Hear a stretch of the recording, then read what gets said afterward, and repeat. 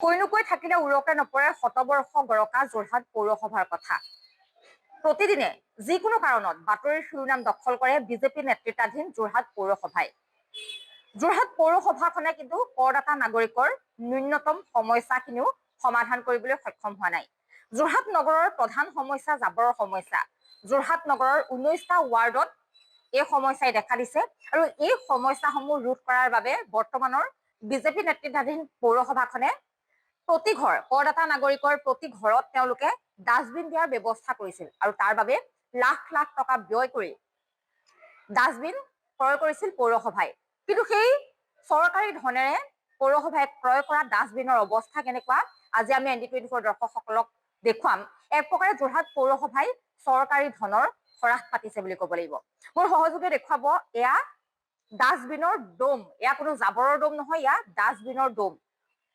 কেইবাবছৰ পূৰ্বে যোৰহাট পৌৰসভাই ক্ৰয় কৰা এইখন বিজেপি নেতৃত্বাধীন পৌৰসভাই ক্ৰয় কৰা এয়া ডাষ্টবিন সেউজীয়া আৰু নীলা ৰঙৰ দুটা ৰঙৰ ডাষ্টবিন যোৰহাট পৌৰসভাই ক্ৰয় কৰিছিল।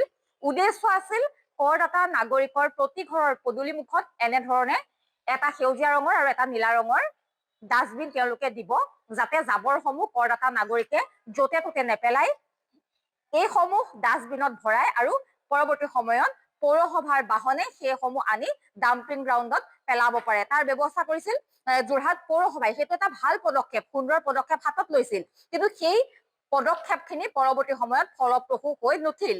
এইসমূহ এতিয়া ব্যৱহাৰৰ উপযোগী কৰি তেওঁলোকে দিব নোৱাৰিলে। এয়া মোৰ সহযোগে দেখুৱাইছে, ইয়াত লিখা আছে এটা সেউজীয়া ৰঙৰ বাল্টিং আৰু এটা নীলা ৰঙৰ বাল্টিং। এয়া ডাষ্টবিন হিচাপে যোৰহাট পৌৰসভাই কৰদাতা নাগৰিকৰ প্ৰতি ঘৰৰ পদূলিত দিয়াৰ কথা আছিল। সেউজীয়া ৰঙৰ বাল্টিঙত বা নীলা ৰঙৰ বাল্টিঙত দুয়োটাতে লিখা আছে যোৰহাট পৌৰসভা স্বচ্ছ ভাৰত নগৰ অঞ্চল। নগৰাঞ্চলত স্বচ্ছতাৰ ক্ষেত্ৰত গুৰুত্ব দি পেলাই ভিজা জাবৰ আৰু শুকান জাবৰ, এটা সেউজীয়া ৰঙৰটোত ভিজা জাবৰ থলেহেঁতেন আৰু নীলা ৰঙৰটোত শুকান জাবৰ কৰদাতা নাগৰিকে থলেহেঁতেন। কিন্তু তেওঁলোকে এইসমূহ আনি এনেধৰণে পৌৰসভাৰ ওপৰ মহলত দমাই থৈ দিছে। বৰ্তমানলৈকে তেওঁলোকে হয়তো কিমানত দিছে সেয়া আমি ক'ব নোৱাৰিম, তেওঁলোকে কৰদাতা নাগৰিকক দিছে নে নাই সেয়া আমি পৰৱৰ্তী সময়ত জানিবলৈ চেষ্টা কৰিম। কিন্তু এনেধৰণে চৰকাৰী ধন লাখ লাখ টকা ব্যয় কৰি ক্ৰয় কৰা এইসমূহ ডাষ্টবিন এতিয়া এনেধৰণে দমাই থৈছে পৌৰসভাৰ ওপৰ মহলাত। আৰু যিহেতু যোৰহাটৰ 19টা ৱাৰ্ডতে জাবৰৰ সমস্যা, যথেষ্ট জাবৰৰ সমস্যাই দেখা দিয়ে, পৌৰসভাক বাৰম্বাৰ কৰদাতা নাগৰিকে ইয়াৰ অভিযোগ দিয়ে, তাৰ বাবে এনেধৰণে নীলা আৰু সেউজীয়া ৰঙৰ তেওঁলোকে ডাষ্টবিন ক্ৰয় কৰিলে। কিন্তু এই ডাষ্টবিনসমূহ এতিয়া পৌৰসভাৰ ওপৰ মহলতে দমে দমে পেলাই থৈছে, কিয়নো তেওঁলোকে যি ভাবি এই ডাষ্টবিনসমূহ লাখ লাখ টকা দি ক্ৰয় কৰিছিল সেয়া কিন্তু তেওঁলোকে পৰৱৰ্তী সময়ত কৰদাতা নাগৰিকক দিবলৈ সক্ষম নহল। কি কাৰণত নিদিলে সেয়া পৌৰসভাৰ কৰ্তৃপক্ষই জানিব, পৌৰপতি উপ পৌৰপতিগৰাকীয়ে জানিব। যদিহে তেওঁলোকে সৎ উদ্দেশ্য লৈ এইসমূহ ক্ৰয় কৰিছিল তেতিয়াহ'লে কিয় বৰ্তমানলৈকে কৰদাতা নাগৰিকক দিব নোৱাৰিলে, সেইটো কিন্তু এটা ডাঙৰ প্ৰশ্ন।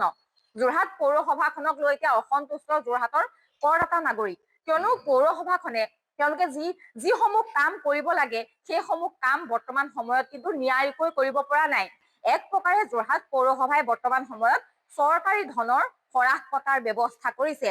তেওঁলোকে কি উদ্দেশ্য লৈ কাৰ ফাৰ্মত এইসমূহ ক্ৰয় কৰিছিল সেয়া পৌৰসভাই জানে। তাৰ পকেট গৰম কৰিবলৈ পৌৰসভাই এনে কিছু আঁচনি লয়, সেই আঁচনিসমূহ পৰৱৰ্তী সময়ত কিন্তু ফলপ্ৰসূ নহয়। আৰু যদি চোৱা যায় কেইবাখনো ৰিক্সা, বেটেৰী ৰিক্সাই হওক বা বাহন, শুকান জাবৰ আৰু ভিজা জাবৰৰ বাহনো পৌৰসভাই ক্ৰয় কৰিছিল, কিন্তু সেয়া তেনেধৰণে এতিয়া নেহেৰু পাৰ্কৰ পানী কলত পৰি আছে। সেইসমূহ কিন্তু কোনো ধৰণে ব্যৱহাৰ নকৰিলে, সেইসমূহ এতিয়া গছ লতাৰে আৱৰি ধৰিছে। পৰৱৰ্তী সময়ত তেওঁলোকে এয়া ডাষ্টবিন ক্ৰয় কৰিলে নীলা আৰু সেউজীয়া ৰঙৰ, য'ত শুকান জাবৰ আৰু ভিজা জাবৰ কৰদাতা নাগৰিকে থলেহেঁতেন। এনেধৰণে দুটা ডাষ্টবিন প্ৰত্যেক ঘৰ কৰদাতা নাগৰিকৰ পদূলি মুখত থাকিলহেঁতেন, কিন্তু পৌৰসভাই সেইসমূহ এনেধৰণে পৌৰসভা কাৰ্যালয়ৰ ওপৰত দমাই থৈ দিলে। পৌৰসভাই আচলতে কোনজন ঠিকাদাৰৰ পকেট গৰম কৰিবলৈ এইবোৰ আঁচনি লয়, বা পৌৰ সদস্যই হওক বা পৌৰপতিয়ে উপ পৌৰপতি তাৰ আচলতে প্ৰৰোচনাত পৰি এনেধৰণৰ আঁচনিসমূহ লয়, সেয়া কিন্তু পৰৱৰ্তী সময়ত যোৰহাট পৌৰসভাৰ পৌৰপতি বা কাৰ্যবাহী বিষয়াগৰাকীয়ে উত্তৰ দিব লাগিব, কিয়নো কৰদাতা নাগৰিকে কৰ পৰিশোধ কৰে পৌৰসভাৰ পৰা, কিন্তু সেয়া সুবিধা তেওঁলোকে কোনোদিনে নাপায়। প্ৰতিবাৰে পৌৰসভাৰ বিৰুদ্ধে বিক্ষোভ কৰে কৰদাতা নাগৰিকে, তেওঁলোকে সমস্যা সমাধান কৰিব নোৱাৰে আৰু তাৰ পাছতো এনেধৰণে তেওঁলোকে ডাষ্টবিন ক্ৰয় কৰিব, লাখ লাখ টকা ব্যয় কৰিব, চৰকাৰী ধনৰ হ্ৰাস পাতিব, কিন্তু সেইসমূহ পৰৱৰ্তী সময়ত কোনো ধৰণে কামত নাহে। এতিয়া পৌৰসভাই উত্তৰ দিব লাগিব যে কিয় ক্ৰয় কৰিছিল, সেয়া কিন্তু পৌৰসভাই উত্তৰ দিব লাগিব। পৌৰপতি উপ পৌৰপতি গৰাকীয়ে উত্তৰ দিব লাগিব, কাৰ্যবাহী যিগৰাকী বিষয়া তেওঁ উত্তৰ দিব লাগিব, কিয়নো পৌৰসভাৰ এই বিজেপি নেতৃত্বাধীন পৌৰসভাখনৰ দিনতে প্ৰায় 6ৰ পৰা 7জন কাৰ্যবাহী বিষয়া সলনি হল। তেওঁলোকে ইয়াত কাম কৰিব নোৱাৰে। পৌৰসভাখনে কাম কৰিবলৈ কাৰ্যবাহী বিষয়াগৰাকীক হয়তো সুবিধা নিদিয়ে বা তেওঁলোকৰ অংকত খেলি মেলি লাগে বুলি এজনৰ পাছত আনজন পৌৰসভাৰ কাৰ্যবাহী বিষয়াক ইয়াৰ পৰা বদলি কৰাৰ চেষ্টা কেৱল মাত্ৰ পৌৰসভাখনে নকৰে, বিধায়ক গৰাকীয়েও কৰে। বিধায়ক গৰাকীয়ে এই ক্ষেত্ৰত হাত উজান দিয়ে যোৰহাট পৌৰসভাত।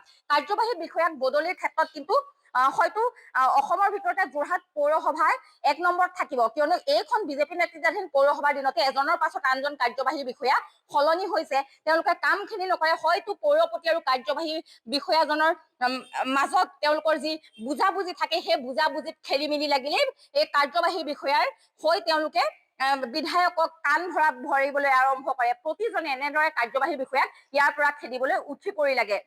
যোৰহাটৰ বিধায়ক হিতেন গোস্বামী যোৰহাট পৌৰসভাৰ প্ৰধান সদস্য, তেওঁ কিন্তু যোৰহাট পৌৰসভাখনক যেনেধৰণে নাকি লগাব লাগে তেনেধৰণে নাকি লগাবলৈ সক্ষম হোৱা নাই। যোৰহাট পৌৰসভাৰ বাৰম্বাৰ দুৰ্নীতি কৰিব, বিভিন্ন দুৰ্নীতি সংবাদ মাধ্যমত পোহৰলৈ আহিব, তাৰ পাছতো কিন্তু হাত সাৱটি বহি থকা যোৰহাটৰ বিধায়ক হিতেন্দ্ৰনাথ গোস্বামীক হয়তো এইবাৰ কৰদাতা নাগৰিকে ক্ষমা নকৰিব, কিয়নো বাৰম্বাৰ কৰদাতা নাগৰিকে হিতেন গোস্বামীৰ ওপৰত বহু অভিযোগ তেওঁলোকৰ থাকে। আৰু এইবাৰ 26ৰ বিধানসভা নিৰ্বাচন, এইবাৰ কিন্তু নিৰ্ণায়ক ভূমিকা গ্ৰহণ কৰিব যোৰহাটৰ কৰদাতা নাগৰিকে, কিয়নো যোৰহাট বিধানসভা সমষ্টিটো যদি চোৱা যায় বৰ্তমান সময়ত কিন্তু প্ৰায় 1,42,000 ভোটেৰে যোৰহাটৰ বিধানসভা সমষ্টি, ইয়াৰে কিন্তু প্ৰায় 70,000 ভোটেই যোৰহাট পৌৰসভাৰ। আৰু যদিহে সময় থাকোতে যোৰহাটৰ বিধায়কগৰাকীয়ে এই সমস্যাসমূহ কৰদাতা নাগৰিকৰ সমস্যাসমূহ সমাধান নকৰে, তেতিয়াহ'লে কিন্তু নিৰ্বাচনত হয়তো বিধায়কগৰাকীক উত্তৰ দিব কৰদাতা নাগৰিকে। এতিয়া আমি পৌৰসভালৈ এৰিলো বা বিধায়কগৰাকীলৈ এৰিলো, কিয় এনেধৰণে আচলতে পৌৰসভাৰ ওপৰ মহলত দমে দমে পেলাই দিলে, সেয়া কিন্তু পৰৱৰ্তী সময়ত পৌৰসভাই উত্তৰ দিব লাগিব।